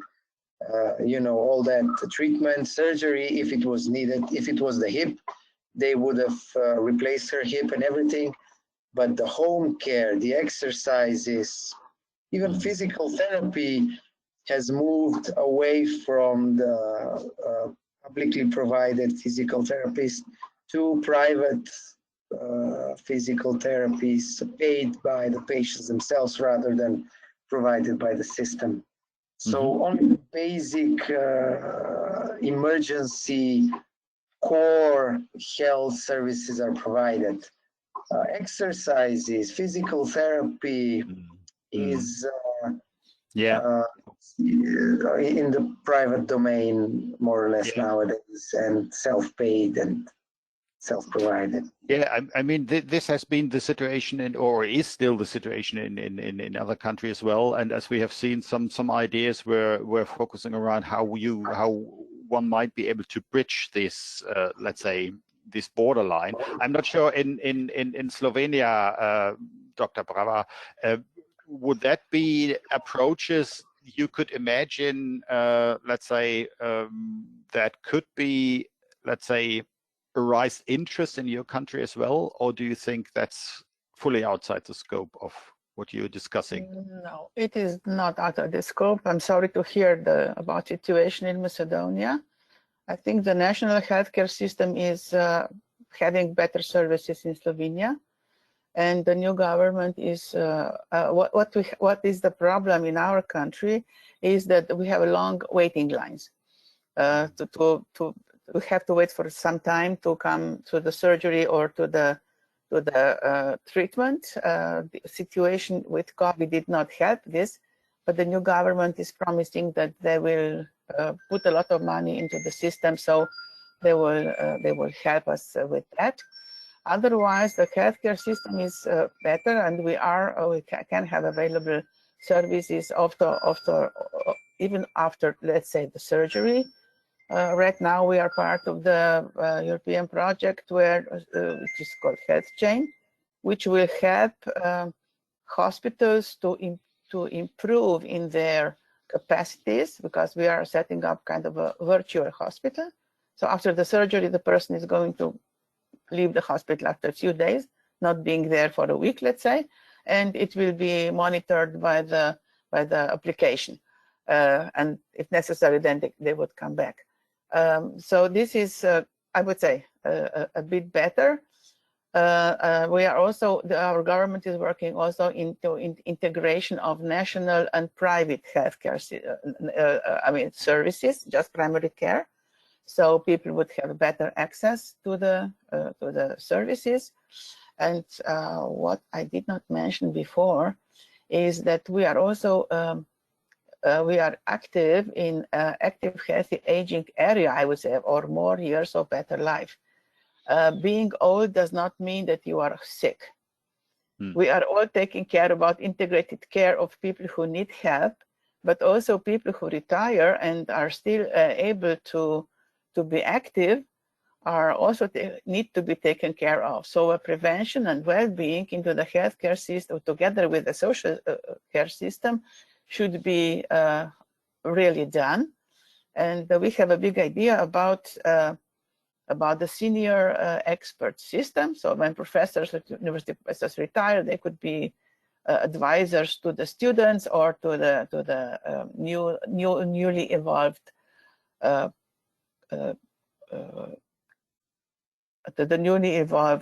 companies. So we would not have such big brain drain, which was already mentioned by Dr. Chorbel. And so all together is kind of a whole ecosystem which we would like to improve. Here and there it needs some tuning, fine tuning, and also with the help of the systems or the projects like VIGOUR, which gives a very good methodology. I think we could also implement some solutions to that. On the other hand, to Professor Ciorbo, we might be in contact with the application which some of our members have is application which is based on the fact that the patient is the owner of its data, healthcare data. So the problem about transferring data or collecting data is overcome, even if the patient is, let's say, somewhere abroad, if something happens, they give the consent to their pharmacist or the doctor or the nurse, and they decide whom they will give their healthcare data approval to reach. And in this way, the problem is much easier because the patients are owners of their data. And I think this is important. So also European Union is kind of going towards the patient-centered systems. So maybe we can do something in this respect. Thank you. Okay, thank you. I mean, that is a good, brings me now to our third panelist, Professor Christos Leonis. And I mean, I know that especially in around the activities in VIGOUR in Crete, so there has been a focus really to, let's say, make the traditional borders between healthcare and social care more, let's say, premature or more, let's say, more interworking with each other that way. So from your point of view, I mean, you have prepared some slides as far as I'm aware, but from your point of view, I mean, what would you consider being the most, let's say, resistant barriers towards bringing down the borders between health and social care and wider well-being services? Thank you very much, Professor Kubice. It's not necessary just showing the slides. The slides already I have sent by yesterday was based on an experience, positive experience we have working closely with Andalusia. But just because the questions and the roundtable discussion is a key at the moment, not only for the participating countries, but also for Europe. And I'm aware also for the difficulties that the transferring process that meets. Since at the beginning of my medical career and as a medical doctor and next as academic professor, always I was involved in transferring important practices from one country to other country. And since '89, I was working in transferring the first electronic patient record model from Sweden, south of Sweden, to Crete. And then we trying to identify pilot health centers on the island of Crete. I'm talking about 30, 35 years ago, trying a little bit in having an influence on both political leaders, regional stakeholders, and also the body of primary care practitioners. In Greece, there are enormous difficulties in transferring one model from one country to other country. I suppose, based on my experience, since I'm serving many networks and since 3 years I'm serving an expert panel of a European Commission, that's having a more global view about the existing situation in many settings, and certainly is not particularly, the situation is not for Greece. I'm thinking that the most important issue is that is the resistance to change. And the resistance to change that I have found, especially talking about the Greek setting, is coming from the medical professional body. That means to accept it teamwork or interdisciplinary working is a difficult task. And I'm thinking that it's a first requirement that needed to be fulfilled before any transfer. I think that the basic concepts of integration, of interdisciplinary working needed to be established in one setting. And that is not only a governmental issue, it's an issue of a culture, it's an issue of a training. And that's, to my view, the most important in accepting effective and successfully transferring is to have in the universities and medical faculties especially to working and promoting interdisciplinarity, patient-centeredness, and also integrated care. Without just introducing a most important concept and techniques and mechanism inside an undergraduate level, I'm afraid that only short in terms of time outcomes will be observed, not longitudinal and not long-term in many issues. I think that is the first issue. That's trying a little bit to influencing and making more possible team working started from undergraduate level. The second is just the engagements of stakeholders. I know very well and I'm familiar, and that's congratulations to all to you and the VIGOUR partners, that engagement of stakeholders is a very important strategy. But unfortunately, in many times, and especially in Greece, horizontal integration, that means horizontal communication with the stakeholders, is not an easy job. Usually in Greece, we have a vertical integration. That means even the regional stakeholders are waiting. That means directions and indication from the central government. That is another issue. Certainly, both resistance from the practitioners, and the second thing, the difficulties in integrate horizontally through the health policy makers, and especially involving and engaging the politicians. That's the two major obstacles, so that the certain settings are meeting. Certainly are not just canceling our efforts. Certainly we needed the best practice. And I think that is the role of the universities, and that was our role in the VIGOUR, just raising the need of integrated care, not only with the papers as we did it before VIGOUR, but also with the pilot that we started together.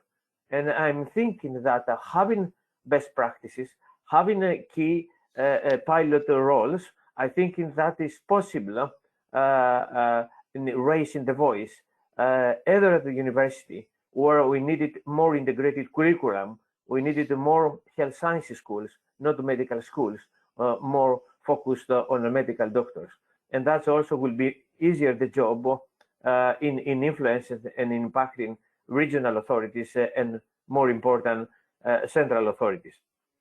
I'm thinking that finally that the experiments that and the pilot we introduced with VIGOUR having an impact even in limited site of the people, but still we have some evidence, and that's the most important, especially for university and academic leaders, is just having their hands not only rhetoric statements but evidence. And I think in that evidence we produce with VIGOUR, I think adds to our voice and to our arguments. I'm thinking that that's some of experience we have not only from VIGOUR, but from a longitudinal efforts now we're doing at the University of Crete, making the University of Crete, of course, very proud. Since that is my epilogue, we succeeded in having so many publications. We succeeded to having a very good vision and recognition by many other universities. But unfortunately, we have not so succeeded in having an impact on the political level. That is a gap now. That is a gap between the knowledge, between evidence-based medicine that we have in our hands and the decision making. I think that is not the issue of Greece. I'm thinking that is the issue of several countries, and that is a key question now not only for the VIGOUR project, but also for European Commission and especially the political designers and the political leaders. Thank you very much. I'm thinking that the time has passed, and many thanks, and I feel very privileged given the time in expressing my thoughts and our experience from Crete. Thank you. Thanks a lot, Christos. Yeah, with keeping an eye on the time. So we have spent most of our time, but we may open up the floor to everybody in response to what our panelists have said. So Francesca, I hand over. Yeah, thank you, Lutz. Thank you, everyone. So this is the time for the open discussion. We have overrun our time, and I see some of you have to leave, but I would ask if anyone from the audience have some questions. So please let us know.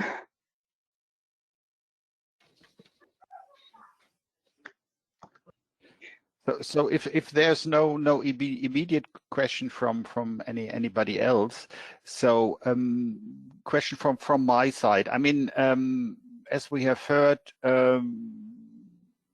from the panelists, at least the first two, focused on, or they mentioned, if I remember correctly, well, that this incremental approach, this stepwise approach, rather than changing everything at a time, that this seems to be very useful. I mean, this is something we have tried to achieve in VIGOUR, and we have tried to come up with a, let's say, actually 3-step methodology, you know, and with instruments. So of course you have not been able to see these instruments and try them out, but from this response I get that if these instruments in the end of the day turned out to be useful to the VIGOUR sites, that may be something that you could further use in your countries as well. I mean, we are going to promote them and make them available and so forth. So would you consider this as an useful output if these instruments work in the end of the day? Definitely yes. Definitely yes, because making revolution is not very good, and since in Slovenia we do have some good practices, they should just be linked together or maybe slightly changed, and the result would be here. And it would also be easier accepted by the users. May I say something? Yes, of course.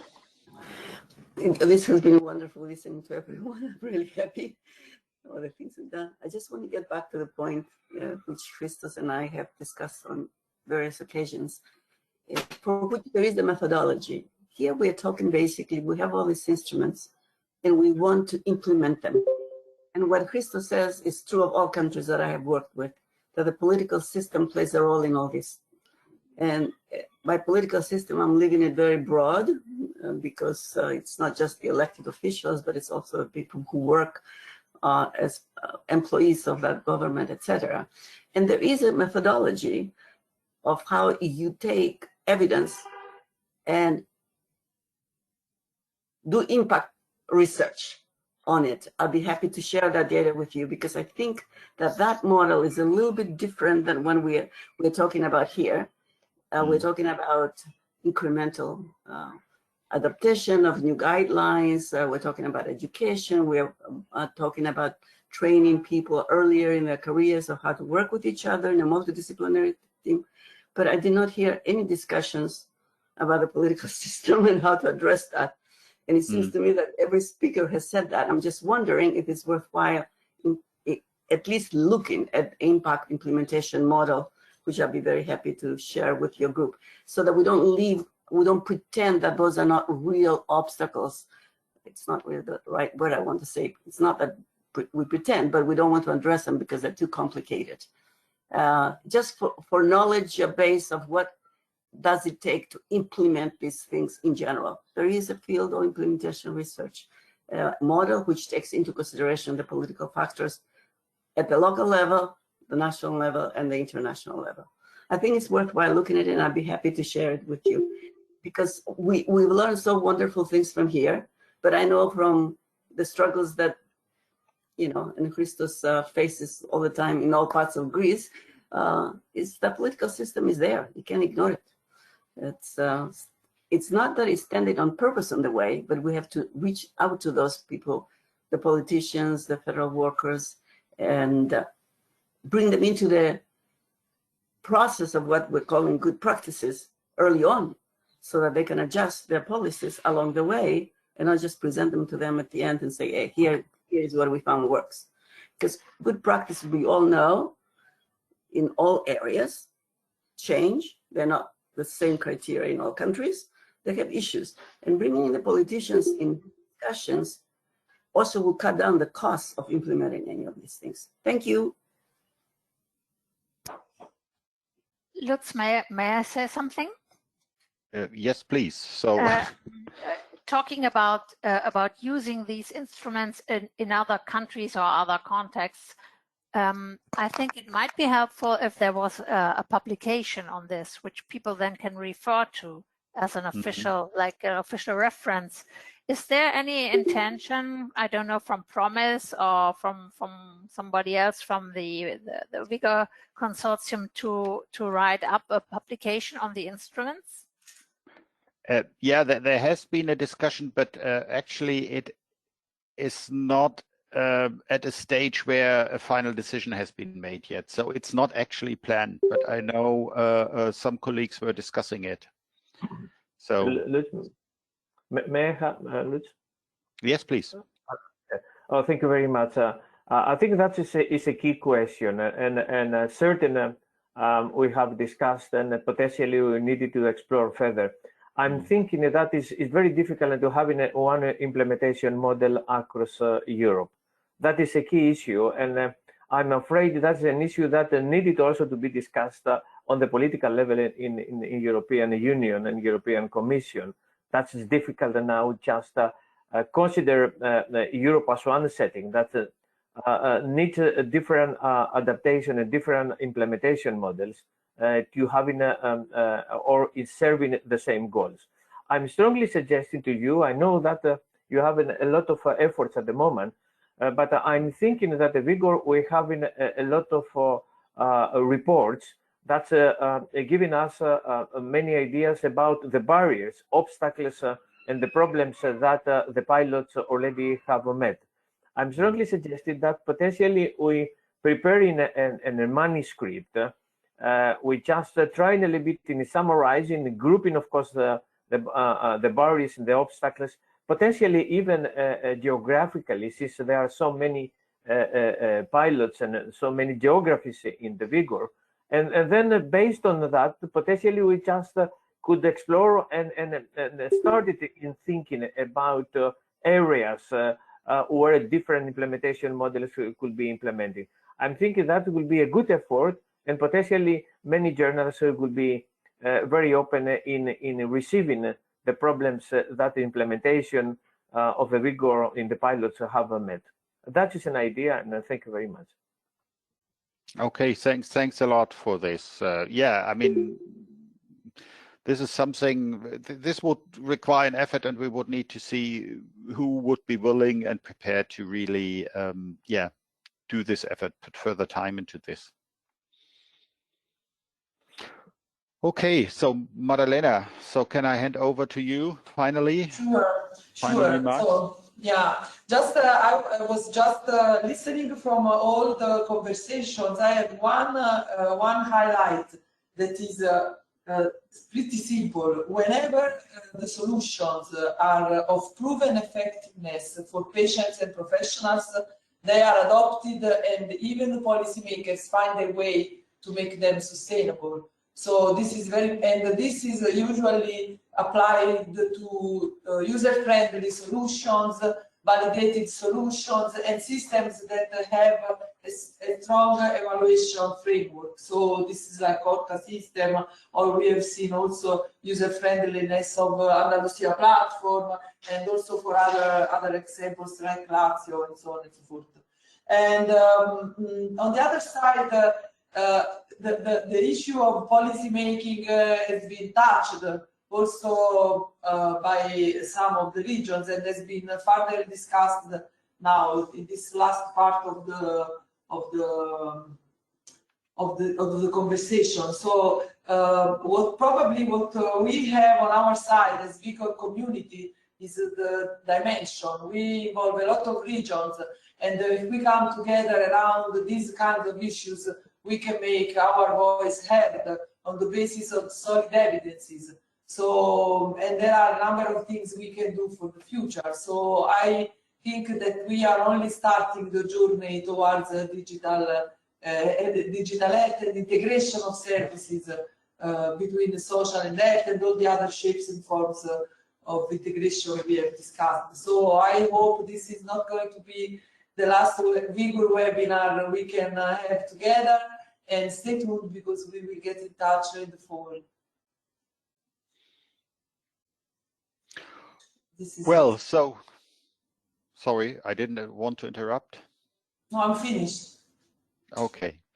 Well, yeah, so we have brought up our time. So let me thank everybody for the contributions. Thanks a lot to the panelists. Thanks a lot to the other presenters, and thanks a lot for this very good discussion.